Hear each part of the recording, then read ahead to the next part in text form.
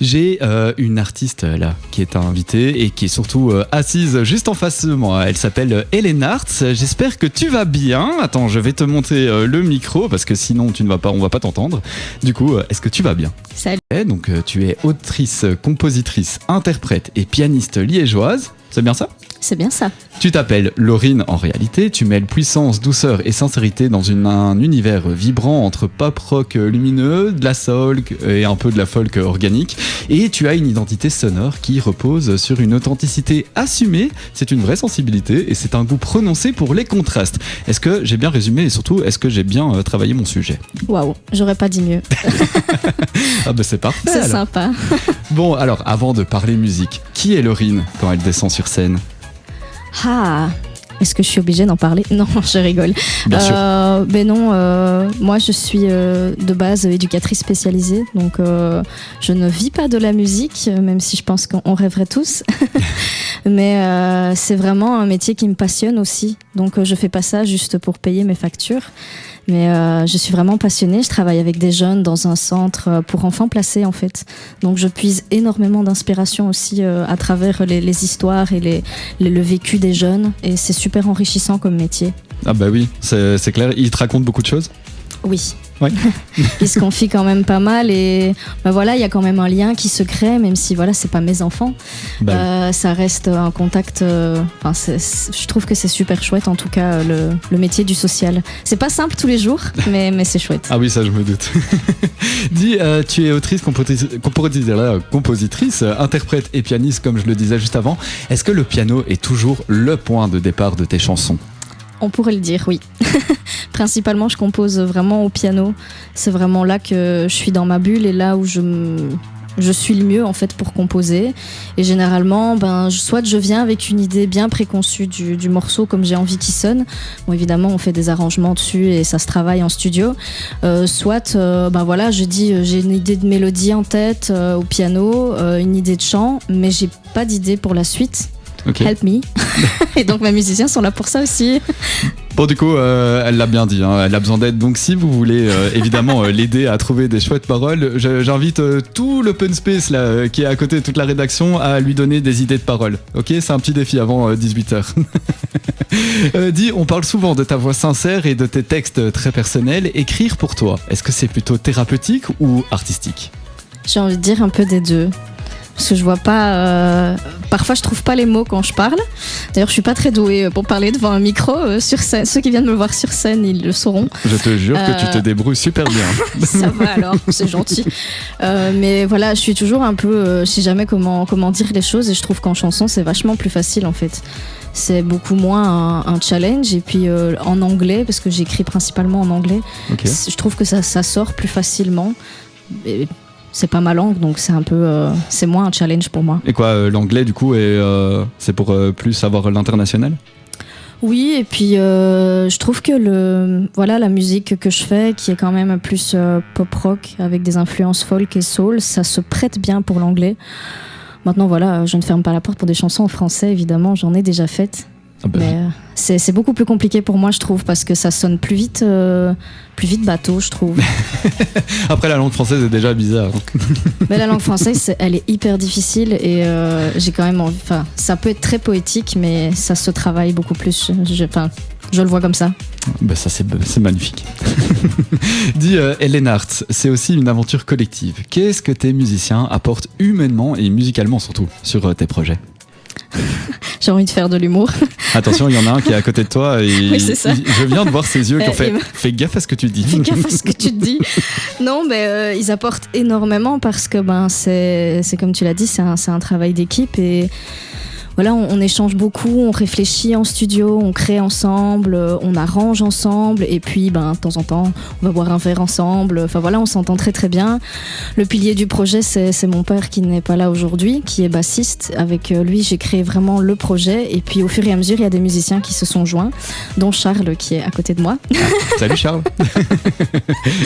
Et puis il y a aussi le batteur Alexandre et je trouve que chacun amène sa patte, chacun amène sa touche personnelle en fait parce qu'ils ont leur influence, ils ont leur instrument. Et moi, je suis pas guitariste, je suis pas batteuse, je suis pas bassiste. Et je trouve que c'est cool de travailler en équipe comme ça. Et Patrick, c'est qui ? C'est mon père. Ah, c'est ton père. Bon, bonjour à Patrick. Votre fille est ici. Hein. C'est quoi la force de votre alchimie en live ? Je pense. Elle est dure. Hein. Oui, elle est pas mal cette question parce que j'ai envie de dire plein de choses, mais je pense que c'est la connexion qu'on a ensemble quand on joue en fait. Enfin, on arrive à se comprendre. Bon, c'est pas toujours facile hein, parce qu'on a des personnalités fondamentalement différentes, mais voilà, on est quand même complémentaires et on s'écoute aussi. Okay. On arrive à s'écouter. Ah bah oui. je vois que le guitariste a regardé et a fait un geste de la tête en disant c'est ça. Dis, ton nouvel album Colors, il propose 12 titres et 12 émotions. Pourquoi ? Pourquoi ? Parce que. Belle réponse. Voilà, c'est ça. Mais voilà, j'avais envie de partager un peu des choses assez personnelles et en même temps des expériences que j'ai vécues à travers d'autres personnes. C'est vraiment, voilà, je parle de plein de choses, de résilience, de renaissance aussi, de choses un peu plus tristes et mélancoliques. Je parle d'addiction, de harcèlement aussi, et j'avais envie de refléter avec cet album que la vie c'est plein de nuances, la vie c'est plein d'émotions, simplement. Mais c'est beau. C'est gentil. Dis, est-ce qu'il raconte vraiment un moment précis de ta vie ou c'est plutôt des voyages intérieurs ? J'ai envie de dire que c'est plutôt des voyages intérieurs parce que je voyage beaucoup dans mon enfance. Ok. Parce que notamment il y a un titre qui s'appelle Who I Am et je l'ai écrit quand j'avais 14 ans. Ah waouh. Donc il a été réarrangé, il a été reproduit, il a été refait évidemment pour sortir dans l'album, mais les paroles j'y ai pas du tout touché. Ça c'est magnifique. C'est magnifique comme histoire ça. Donc j'avais envie de le garder tel quel. C'est du coup une histoire d'ado qui s'est concrétisée en un projet musical. Et du coup il est dans l'album. Bah ça c'est magnifique. C'est fait. Ça, franchement c'est très beau. Dis, le titre en lui-même, Colors, il évoque plein de nuances. Quelles sont les émotions dominantes qu'on traverse en écoutant ceci ?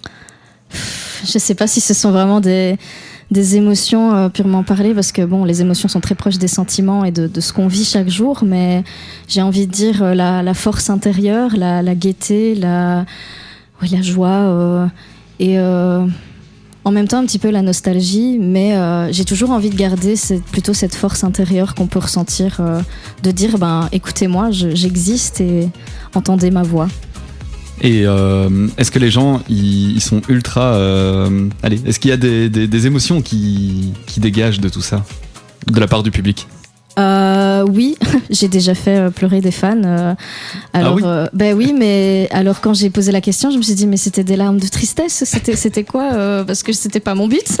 Et en fait non, c'était simplement des larmes de joie parce qu'il disait que c'était une très belle chanson, que les paroles ils se reconnaissaient dedans et que ça résonnait vraiment fort. Et donc en fait c'était plutôt quelque chose de la réciprocité, quelque chose qu'ils ressentaient. Donc ça faisait super plaisir. Du coup, allez voir Hélène Hart, comme ça vous pourrez dégager toutes vos bonnes émotions que vous voulez sortir absolument. Je vous jure, elle dégage quelque chose, même en studio, c'est très chouette. Dis, sur scène, on parle justement de vagues d'émotions. Tu ressens quoi, toi, au moment de monter sur scène ? C'est du stress, de l'excitation, de la libération, un mélange de tout ou pas du tout ? Alors, principalement, beaucoup de stress. Puis ensuite il y a de l'adrénaline parce que voilà, on n'a pas le choix, c'est le moment de monter sur scène et il faut. Et puis une fois qu'on est sur scène, qu'on est plusieurs, généralement j'ai beaucoup plus de facilité quand il y a les musiciens à côté, parce que je trouve que il y a ce soutien, il y a cette connexion et on n'est pas tout seul, l'air de rien. On se dit au final on est dans le même bateau.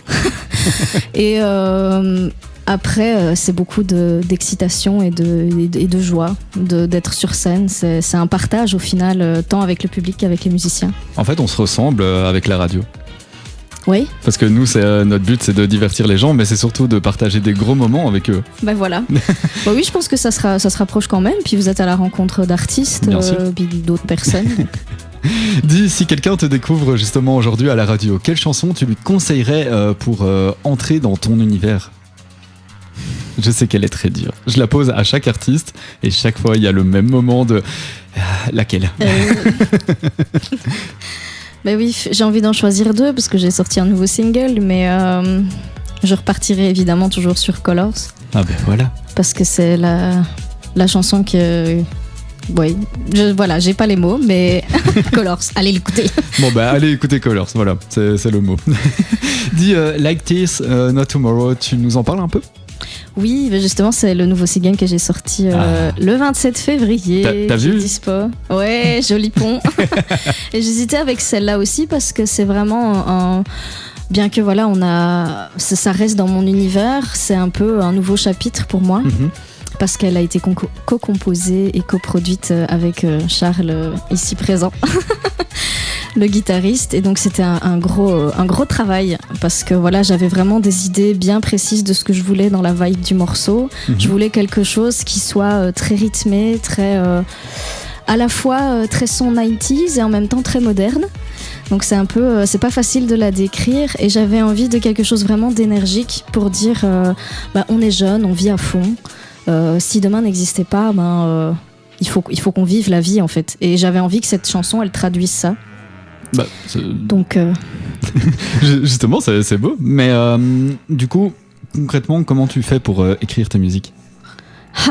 Celle-ci, ça a été un peu différent, je vais dire, parce que j'avais plus ou moins une idée. Je me suis réveillée un matin avec une mélodie en tête et je l'ai envoyée directement à Charles en lui disant je vois bien la guitare faire ça.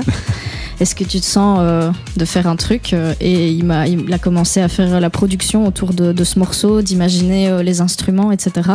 Et puis voilà, ça a été en studio un gros travail avec les autres musiciens de se mettre sur ce que j'avais composé à la voix. Et puis il a composé aussi une autre partie du morceau. Puis on a tout regroupé ensemble en fait. Et ça a donné le morceau original. Voilà, c'est comme ça que ça se passe. Des moments très simples qui au final donnent des titres très chouettes à écouter. Dis, alors là c'est le moment, tu vas voir, c'est génial. Cette question, je sens que tu vas adorer. Comment tu te décrirais en une phrase ? Alors pour expliquer aux gens, elle vient de me faire des grands yeux en mode ouïe, je m'y attendais pas. En tant qu'artiste, je suppose, toujours. Pas forcément, bien que ça reflète ma personnalité, mais je dirais...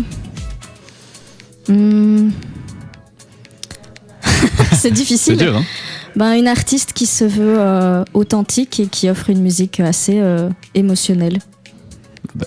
Voilà.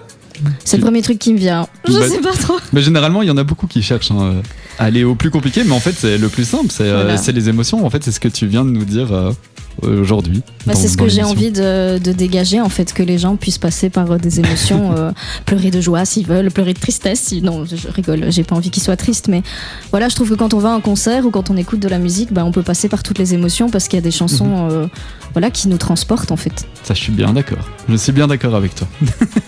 Dis, le morceau, en fait, justement, il capte l'urgence de vivre pleinement l'instant présent, les nuits qui passent trop vite, les routes qui défilent, cette impression que chaque seconde compte. Comment t'as pensé justement à tout ça ? En fait, c'est parce que je me rends compte, plus on avance, que la vie ne tient qu'un fil, entre guillemets. Bon, c'est un peu triste dit comme ça, mais c'est pas le but.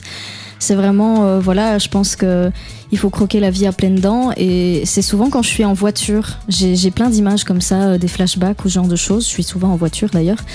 Et ça m'est venu un petit peu comme ça, de se dire, mais purée, ça passe vite, on ne sait pas appuyer sur pause, on ne sait pas revenir en arrière.